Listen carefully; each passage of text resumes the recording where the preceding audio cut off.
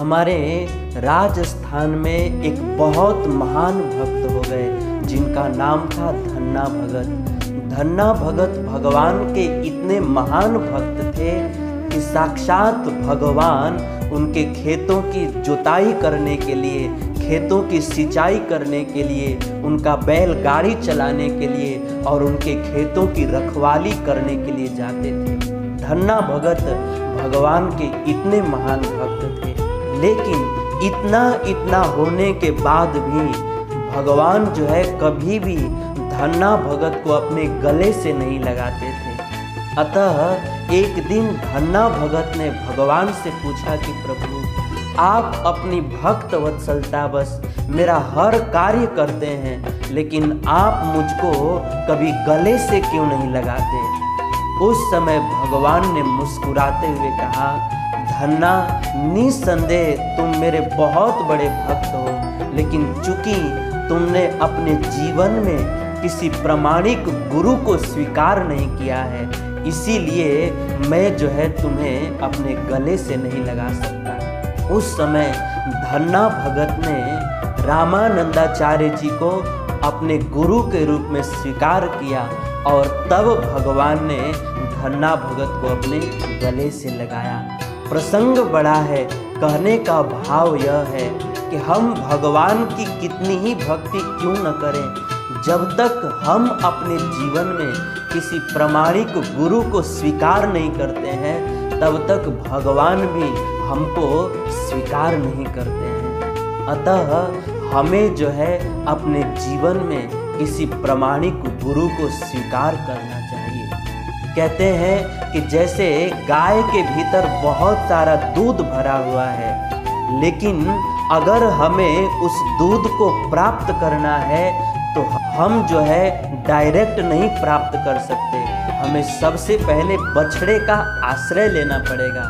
वैसे ही भगवान के भीतर अनंत करुणा और कृपा भरी हुई है, लेकिन उस अनंत करुणा और कृपा को हम डायरेक्ट नहीं प्राप्त कर सकते, हमें सबसे पहले गुरु का आश्रय ग्रहण करना होगा, तब हम भगवान के करुणा और कृपा को प्राप्त कर सकते हैं। इसीलिए हमें अपने जीवन में गुरु को स्वीकार करना चाहिए। कई बार कुछ लोग भगवान का भजन तो करते हैं, लेकिन अपने जीवन में किसी गुरु को स्वीकार नहीं करते।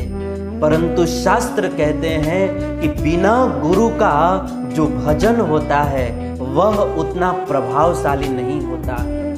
बिना गुरु का भजन करना यह तो वैसे ही है कि जैसे बंदूक की गोली को हाथ से चलाना, और गुरु के आश्रित होकर के भजन करना यह तो वैसे है जैसे बंदूक की गोली को बंदूक के आश्रय में रख करके चलाना।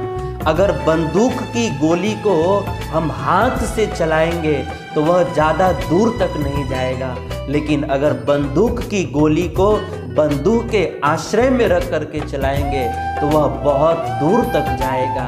वैसे ही हम गुरु के आश्रय में होकर के भगवान का भजन करेंगे तो वह भजन जो है, वह भक्ति जो है भगवान के दरबार तक पहुंच जाएगी और हमारा कल्याण हो जाएगा। इसीलिए गुरु के आश्रय में होकर के भगवान का भजन करना चाहिए। कहते हैं बिना गुरु के मंत्र भी जो है फलदायक नहीं होता। शास्त्र कहते हैं कि जैसे जो बरगद का बीज होता है, उस बीज को एक पक्षी अपने मुख में स्वीकार करती है और फिर उस बीज को अपने नीचे के मार्ग से धरती को प्रदान करती है, तब वह बीज अंकुरित होता है और उस पे पत्ते, डाली और फल फूल लगते हैं, फलदायक होता है। वैसे ही मंत्र को भी जब गुरु अपने मुख में स्वीकार करते हैं और फिर अपने मुख से शिष्य को प्रदान करते हैं, तब वह मंत्र जो है फलदायक होता है। इसीलिए हमें जो है अपने जीवन में जरूर गुरु को स्वीकार करना चाहिए। गुरु कौन है? आजकल गुरु को समझना बहुत मुश्किल हो चुका है। अगर कम शब्दों में कहें तो इस कलिकाल में 4 संप्रदाय है, ब्रह्म संप्रदाय, रुद्र संप्रदाय, श्री संप्रदाय और कुमार संप्रदाय। तो इन 4 संप्रदाय के अंतर्गत जो भी व्यक्ति गुरु शिष्य परंपरा में दीक्षित है और जो अपनी परंपरा के द्वारा गुरु पद पर नियुक्त किया गया है, उस व्यक्ति को आप जो है गुरु के रूप में स्वीकार कर सकते हैं और अपने जीवन को सफल बना सकते हैं। हरे कृष्ण।